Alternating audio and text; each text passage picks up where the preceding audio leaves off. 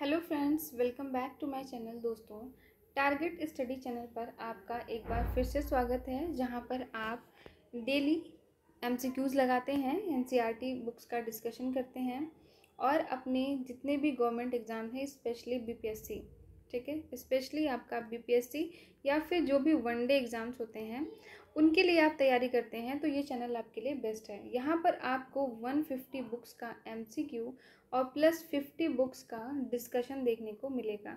कई सारी बुक्स का कंप्लीट भी हो चुका है, जो आप प्लेलिस्ट में जा करके देख सकते हैं। तो फिलहाल आप मॉर्निंग वाली सीरीज़ देख रहे हैं कॉस्मोस वन लाइनर की, जिसमें कि हम क्विक रिवीजन करते हैं एनसीईआरटी 6 to 12 बुक्स का। तो चलिए शुरू करते हैं। आज का जो हमारा टॉपिक है वो जलवायु यानी कि क्लाइमेट है। आई होप आप पढ़कर आए होंगे और हम यहाँ पर अपना क्विक रिवीजन करेंगे। उसके बाद दोपहर में आपको जो है घटना चक्र की वीडियो देखने को मिलेगी, जहाँ पर आप अपनी तैयारी को चेक भी कर पाएंगे। हालांकि वहाँ पे टॉपिक दूसरा चल रहा होगा, यानी कि जो पुराने टॉपिक होंगे उनका हम जो है वो चेक करेंगे, और अभी जो आप पढ़ रहे हो इसका आपको लगभग हफ्ते 10 दिन बाद देखने को मिलेगा। तो हालांकि मैंने घटना चक्र की सीरीज़ एक बार कंप्लीट कर चुकी है, वो आप प्लेलिस्ट में जा करके देख सकते हो, और अभी सब्जेक्ट वाइज घटना चक्र की सीरीज़ आपको दोपहर में देखने को मिलती है। फिलहाल अभी स्टार्ट करते हैं। जलवायु यानी क्लाइमेट। किसी क्षेत्र की जलवायु को निर्धारित करने वाला मुख्य कारक कौन सा होता है? अक्षांशीय अवस्थिति। जलवायु को नियंत्रित करने वाले जो कारक हैं उनसे संबंधित कुछ शब्द हैं, जिसको लैंडफॉर्म के माध्यम से बताया गया है, यानी latitude, altitude, nearness from sea, direction of wind, forest, ocean currents, rainfall, mountain and soil. Next, Bharat में ग्रीष्मकालीन मानसून के प्रवाह की सामान्य दिशा क्या है? दक्षिण पश्चिम से उत्तर पूर्व। इंपॉर्टेंट है। भारत के उत्तरी पश्चिमी मैदानों में शीत ऋतु में किसके प्रभाव से वर्षा होती है? तो पश्चिमी विक्षोभों के प्रभाव से। भारत के किन राज्यों में शरद ऋतु में वर्षा होती है? पंजाब, तमिलनाडु एवं आंध्र प्रदेश। भारत में औसत वार्षिक वर्षा कितनी है? ये भी इम्पोर्टेंट है, ध्यान रखेंगे, लगभग 125 सेंटीमीटर। भारत में बिहार की कितनी है, ज़रा कमेंट करके बताइएगा। भारत में सर्वाधिक वर्षा किन क्षेत्रों में होती है? पश्चिमी घाट, पूर्वी हिमालय और मेघालय। भारत में उष्णकटिबंधीय मानसूनी जलवायु पाई जाती है तथा यहाँ सर्वाधिक वर्षा दक्षिण पश्चिम मानसून द्वारा होती है। जलवायु को मानसूनी जलवायु कहा जाता है। भारतीय उपमहाद्वीप पर ग्रीष्म ऋतु में उच्च ताप और निम्न दाब हिंद महासागर से वायु का कर्षण करते हैं, जिसके कारण प्रवाहित होती है दक्षिणी पश्चिमी मानसून। नेक्स्ट है, अब यहाँ पे कुछ टर्म दिए हुए हैं, पहले ये देख लेते हैं। पश्चिम बंगाल और असम में ग्रीष्म ऋतु में चलने वाली पवनों को स्थानीय भाषा में क्या कहते हैं? काल वैसाखी और चाय वर्षा। ठीक है, मोस्ट इंपॉर्टेंट है, ध्यान रखेंगे। पश्चिम बंगाल के लिए क्या होगा? काल वैसाखी, और असम के लिए चाय वर्षा। भारत में सबसे कम वर्षा वाला स्थान लेह है। कोपेन ने वर्ष 1918 में विश्व की जलवायु को कितने भागों में विभाजित किया था? 5। ठीक है, यहाँ पे देख लेते हैं। कोपेन की योजना के अनुसार भारत के जलवायु क्षेत्र: लघु शुष्क ऋतु AMW, शुष्क ग्रीष्म ऋतु AS, उष्ण कटिबंधीय सवाना जलवायु AW। ये वाले इंपॉर्टेंट है, इसको ध्यान रखेंगे। AW और CWG को ध्यान रखेंगे, इनसे रिलेटेड क्वेश्चंस ज़्यादा एग्जाम्स में आते हैं। तो ये कर्क रेखा के दक्षिण में प्रायद्वीपीय पठार का अधिकांश भाग इसमें आता है। इसके अलावा CWG में यानी कि शुष्क शीत ऋतु गंगा का मैदान, पूर्वी राजस्थान, उत्तरी मध्य प्रदेश, उत्तर पूर्वी भारत का अधिकतर प्रदेश। तो ये जो इम्पोर्टेंट थे वो हम उसका डिस्कशन देखते चल रहे हैं। बाकी अगर आपको और डिटेल में देखना होगा तो आपको इसकी PDF भी मिल जाएगी।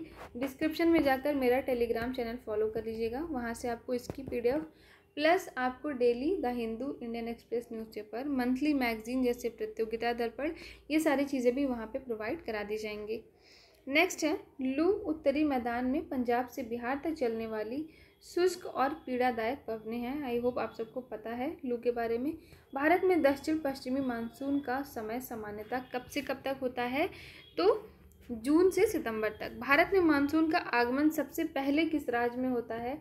केरल में होता है। भारत में नॉर्वेस्टर की उत्पत्ति कहाँ होती है? छोटा नागपुर पठार पर। तमिलनाडु में मानसून के सामान्य महीने कौन से हैं? नवंबर दिसंबर। भारतीय मानसून को प्रभावित करने वाले घटक कौन से हैं? तिब्बत का पठार, जेट स्ट्रीम, एल नीनो एवं ला नीना।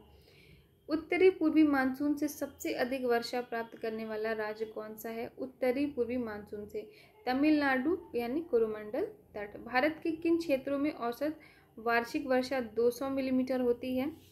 जम्मू कश्मीर और पश्चिमी राजस्थान। अमृतसर और शिमला लगभग एक ही अक्षांश पर स्थित हैं, लेकिन उनकी जलवायु में भिन्नता का मुख्य कारण क्या है? ऊंचाई में भिन्नता। कॉफी वर्षा एवं चेरी ब्लॉसम का संबंध किससे है? तो अभी हमने चाय वर्षा देखा था असम का। कॉफी वर्षा किससे है? ग्रीष्म ऋतु के समाप्त होने के बाद होने वाली मानसून पूर्व की बौछार से है, यानी कि मानसून से पहले जो बौछारें होती हैं कर्नाटक में, उसको कॉफी वर्षा या चेरी ब्लॉसम कहते हैं। आम्र वर्षा क्या है? ये मोस्ट इम्पॉर्टेंट है। ये किससे संबंधित है? तो केरल और तटीय कर्नाटक से। नेक्स्ट है, भारत में सर्वाधिक दैनिक तापांतर किस स्थान पे पाया जाता है? तो राजस्थान के मरुस्थलीय क्षेत्रों में। भारत में मानसून के प्रस्फोट के लिए किसे उत्तरदायी मानते हैं? पूर्वी जेट प्रवाह को। भारत में वर्षा का वितरण देख लेते हैं, यानी कि distribution of rainfall in India. तो भारत में औसत वार्षिक वर्षा लगभग 125 सेंटीमीटर होती है। अब कुछ अलग अलग हैं क्षेत्र के हिसाब से, जैसे अधिक वर्षा वाले क्षेत्र कौन से होंगे? तो यहाँ पे वर्षा 200 सेंटीमीटर से अधिक होगी, उसको अधिक वर्षा वाले क्षेत्र कहेंगे। ये पश्चिमी घाट, उत्तर पूर्व के उप हिमालयी क्षेत्र और मेघालय की पहाड़ियों पर होते हैं। खासी और जैंतिया पहाड़ियों के कुछ भागों में 1000 सेंटीमीटर से भी अधिक वर्षा होती है। मध्यम वर्षा का मतलब है 100 से 200 सेंटीमीटर के बीच की वर्षा। इसके अंतर्गत आपका गुजरात का दक्षिणी भाग, पूर्वी तमिलनाडु, ओडिशा सहित उत्तर पूर्वी प्रायद्वीप, झारखंड, बिहार। ठीक है, तो बिहार किस में आता है? मध्यम वर्षा वाले क्षेत्र में आता है। पूर्वी मध्य प्रदेश, उप हिमालय के साथ लगा हुआ गंगा का उत्तरी मैदान, कछार घाटी और मणिपुर। नेक्स्ट है न्यून वर्षा वाले क्षेत्र, तो पश्चिमी उत्तर प्रदेश, ध्यान रखेंगे, पश्चिमी उत्तर प्रदेश, दिल्ली, हरियाणा, पंजाब, जम्मू कश्मीर, पूर्वी राजस्थान, गुजरात, दक्कन के पठार, इन सब में जहाँ 50 से 100 सेंटीमीटर के बीच वर्षा होती है। तो ये टर्म भी याद रखना है आपको, ठीक है। यानी कि पहला तो औसत जो वर्षा है भारत की वार्षिक वर्षा 125 सेंटीमीटर है, अधिक वाले में कितना होता है 200 सेंटीमीटर प्लस, मध्यम में 100 से 200 सेंटीमीटर और न्यून में 50 से 100 सेंटीमीटर। अत्यल्प वर्षा के क्षेत्र यानी जहाँ 50 से भी कम सेंटीमीटर की वर्षा हो वो अत्यल्प वर्षा क्षेत्र कहलाते हैं, जैसे कि प्रायद्वीपीय भारत के कुछ भाग, विशेष रूप से आंध्र प्रदेश, कर्नाटक और महाराष्ट्र के वृष्टि छाया प्रदेश, और लद्दाख और पश्चिमी राजस्थान के अधिकतर भाग। लद्दाख को स्पेशली ध्यान रखेंगे।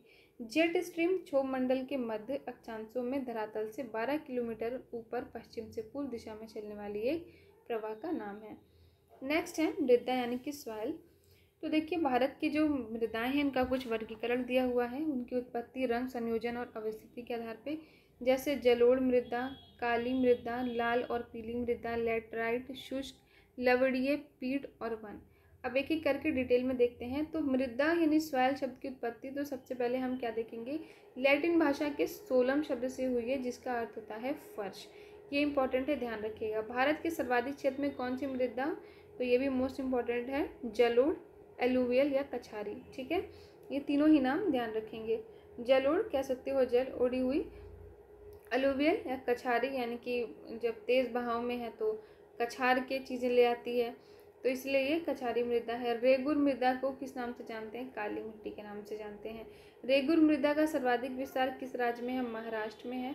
मालवा पठार में कौन सी मृदा पाई जाती है, काली मृदा। काली मृदा को स्वतः जुताई वाली मृदा भी कहते हैं, ये इंपॉर्टेंट है, ध्यान रखेंगे। यानी कि काली मृदा बहुत ही ज़्यादा इम्पॉर्टेंट है। ये मृदा कपास की खेती के लिए, कई बार क्वेश्चन पूछता है कि कपास की खेती के लिए कौन सी मृदा यूज़ करते हैं, तो काली मृदा का यूज़ करते हैं। मिट्टी का पीला रंग फेरिक ऑक्साइड के कारण होता है, जबकि लाल रंग लोहे के ऑक्साइड के कारण होता है। नेक्स्ट है लैटराइट मृदा, मुख्यतः किन राज्यों में पाई जाती है, केरल, कर्नाटक और महाराष्ट्र में। लोहे की मात्रा अधिक होने के कारण कौन सी मृदा दिनों दिन अनुर्वर यानी इनफर्टाइल होती जा रही है, लैटराइट। ये भी इंपॉर्टेंट है। मृदा की क्षारीयता को कम करने के लिए जिप्सम का प्रयोग किया जाता है, ये भी इम्पोर्टेंट है। लैटराइट मृदा भारत में मुख्यतः कहाँ पाई जाती है? मालाबार तटीय प्रदेश में। सबसे कम जल धारण क्षमता किस प्रकार की मिट्टी में होगा? तो बलुई दोमट मृदा में। पौधों को सबसे अधिक जल किस प्रकार की मृदा से प्राप्त होता है? चिकनी मृदा से। मृदा की उर्वरकता बढ़ाने के लिए कौन सी फसल उगाते हैं? दलहनी, ये भी मोस्ट इम्पॉर्टेंट है। ठीक है, मृदा की उर्वरता बढ़ाने के लिए कौन सी फसलें उगाते हैं? तो दलहनी फसलें उगाई जाती हैं। नेक्स्ट है, चंबल घाटी का निर्माण किस भौगोलिक प्रक्रिया से हुआ था? तो ये अवनालिका अपरदन से हुआ था। चाय बागानों के लिए कौन सी मृदा उपयुक्त है? लैटराइट, इंपॉर्टेंट है। दोमट मृदा में कौन से कण पाए जाते हैं? गाद, मृत्तिका और रेत। भारत की मृदाओं में किस सूक्ष्म तत्व की सर्वाधिक कमी है? जस्ता की कमी है। गंगा के मैदान की पुरानी जलोढ़ मृदा क्या कहलाती है? बांगर। ठीक है, बांगर और खादर, ये भी ध्यान रखना है। अम्लीय मृदा को कृषि योग्य बनाने हेतु किस खनिज का प्रयोग करते हैं? लाइम या चूना। भारत में सर्वाधिक क्षारीय मृदा किस राज्य में पाई जाती है? उत्तर प्रदेश में। सर्वाधिक क्षारीय मृदा किस राज्य में? उत्तर प्रदेश में। लवणीय मृदा में नाइट्रोजन और चूने की अल्पता होती है, यानी कि कमी होती है। जैव मृदा का रंग नीला क्यों होता है? अम्लीय और फेरस आयरन के कारण। पश्चिमी राजस्थान की मृदा में किस खनिज की अधिकता होती है? कैल्शियम की। मरुस्थलीय मृदा में किस पोषक तत्व का अभाव होता है? नाइट्रोजन का। मृदा अपरदन को किस प्रकार रोका जा सकता है? वनारोपण द्वारा। अब पीएच मान के अनुसार मृदा की प्रकृति तो 1 से 6 तक अम्लीय होगी, 7 अगर है तो उदासीन होगी, और 8 से 14 है तो क्षारीय मिट्टी होगी। लाल और पीली मृदा अम्लीय प्रकृति की होती है, जिसमें नाइट्रोजन, फास्फोरस और ह्यूमस यानी कि जैव पदार्थ की कमी होती है। तो ये भी ध्यान रखेंगे कि लाल पीली मृदा किस प्रकृति की होती है? अम्लीय प्रकृति की होती है। नेक्स्ट,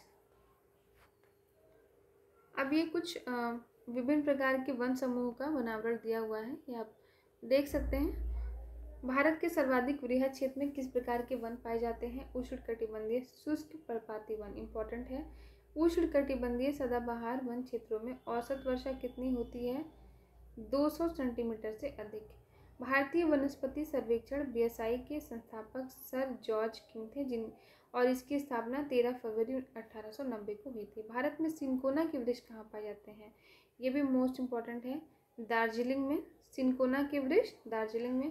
कत्था बनाने के लिए किस वृक्ष की लकड़ी का प्रयोग करते हैं? खैर की लकड़ी का। सामाजिक वानिकी में प्रयुक्त बहुउद्देशीय वृक्ष का उदाहरण है खेजड़ी। भारत में वन संरक्षण अधिनियम किस वर्ष पारित हुआ? 1980 में। सागौन तथा साल के वृक्ष किस प्रकार के वन में पाए जाते हैं? ये भी इम्पोर्टेंट है, उष्णकटिबंधीय आर्द्र पर्णपाती वनों में। पश्चिमी हिमालय की शीतोष्ण पेटी में देवदार के वृक्ष का बाहुल्य है। बांस की कौन सी प्रजाति छत्तीसगढ़ में सर्वाधिक पाई जाती है? लाठी बांस। ठीक है, कहाँ पे? छत्तीसगढ़ में। नेक्स्ट, लंबी जड़ों और नुकीली कांटों अथवा शूल युक्त झाड़ियों और लघु वृक्षों वाले वन सामान्यतः पाए जाते हैं राजस्थान में। संयुक्त राष्ट्र खाद्य और कृषि संगठन की नवीन रिपोर्ट के अनुसार वार्षिक स्तर पर वन क्षेत्र में सबसे ज़्यादा वृद्धि में भारत को कौन सा स्थान प्राप्त हुआ है? 8वां। भोजपत्र या भुज वृक्ष कहाँ पाया जाता है? हिमालय में। पलास के वृक्ष को जंगल की आग भी कहा जाता है।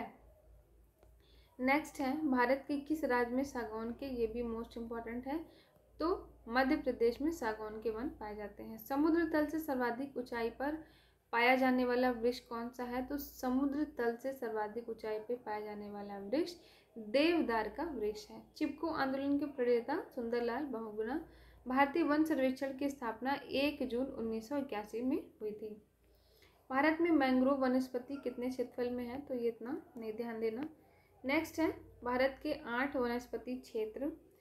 पश्चिमी हिमालय क्षेत्र कश्मीर से कुमायूं तक, इसमें शीतोष्ण कटिबंधीय भाग चीड़, देवदार, शंकुधारी वृक्ष यानी कोनिफर्स और चौड़ी पत्ती वाले शीतोष्ण वृक्ष, जबकि अल्पाइन क्षेत्र में यानी कि शीतोष्ण से ऊपरी सीमा में श्वेत देवदार, श्वेत भोज वृक्ष और सदाबहार वृक्ष हैं। पूर्वी हिमालय यानी सिक्किम से दार्जिलिंग में ओक, जायफल, द्विफल, बड़े फूल और सदाबहार वृक्ष हैं। छोटी बेत के जंगल पाए जाते हैं। असम क्षेत्र यानी ब्रह्मपुत्र और सुरमा घाटियों में सदाबहार वन और बीच बीच में घने बांस और लंबी घासों के झुरमुट हैं। सिंधु के मैदानी क्षेत्र यानी पंजाब, पश्चिमी राजस्थान और उत्तरी गुजरात के मैदान में। ये क्षेत्र शुष्क और गर्म है, इसमें कटीले वन और झाड़ियाँ मिलते हैं। गंगा का मैदानी क्षेत्र कछारी मैदान है, इसमें गेहूँ, चावल और गन्ने की खेती होती है। दक्कन क्षेत्र यानी कि भारतीय प्रायद्वीप समग्र भूमि, इसमें पतझड़ वाले वृक्ष के जंगल से लेकर के तरह तरह के जंगली झाड़ियों। नेक्स्ट है मालाबार क्षेत्र, इसमें घने जंगलों के अतिरिक्त व्यापारिक फसलें होती हैं, जैसे नारियल, सुपारी, काली मिर्च, कॉफ़ी, चाय, रबड़, काजू। तो ये इंपॉर्टेंट है, इसको ध्यान रखेंगे। अंडमान क्षेत्र में सदाबहार, अर्ध सदाबहार, कच्छ वनस्पति और अपलावी जंगल की अधिकता है। ठीक है। नेक्स्ट है भारत के कुछ प्रमुख वानिकी शोध संस्थान, तो इसको हम नहीं देखेंगे। उसके बाद बायोडाइवर्सिटी से रिलेटेड है, तो ये हम कल की वीडियो में पढ़ेंगे।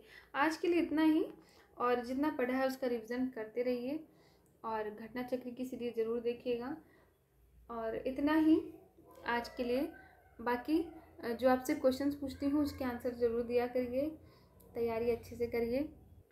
टेलीग्राम चैनल को ज़रूर फॉलो कर लीजिए, वो आपके लिए बहुत ही ज़्यादा रिलेवेंट होगा। टेलीग्राम पर आप में से ज़्यादा लोगों ने फॉलो नहीं किया है, बहुत ही यूज़फुल है। आप एक बार जा कर के देखिए, यहाँ पर आपको बहुत सारी चीज़ें मिल जाएंगी, यानी कि इतने सारी बुक्स के आपको जो PDF मिलती जाएंगी टॉपिक वाइज। इसके अलावा डेली न्यूज़पेपर मिल जाएगा, मंथली मैगजीन मिल जाएगी, और क्या ही चाहिए। ठीक है, तो अभी जाइए और टेलीग्राम चैनल ज़रूर फॉलो कर लीजिए। Thank you so much for watching my video, and if you like then please do like, share and subscribe. Thank you once again.